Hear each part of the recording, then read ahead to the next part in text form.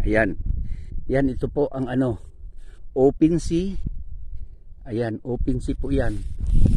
Open sea po. Ayan. Yan ang ano, corregidor. Yung corregidor. Ay, yung isla na yun.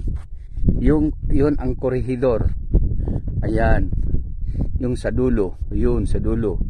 Corregidor. At saka yung isla na yan, yun ang Mamon Island na may lupa si Ann Cortez. Ayan dun, yun sa gitna. Yun sa gitna, yung part doon. Yung part doon. Oo, kay Ann Cortez. Ay, ito naman po dito.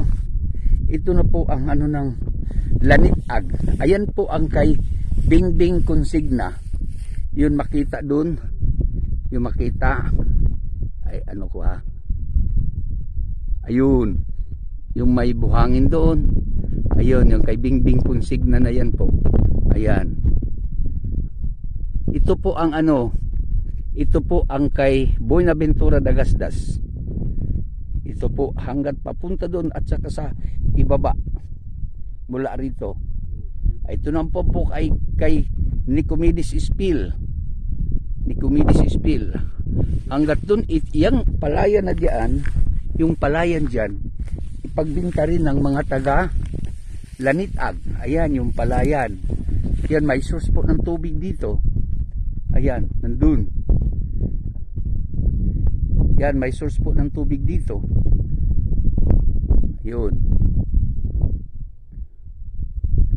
Yung lupain na yan dyan, yun sa ibaba, sa may patag po. Ayan, doon. Ipagbinta rin to nila. Yun yung malaki dyan ano, malaking lupain dyan, may mga puno ng nyug mula rito. Oo, mula rito.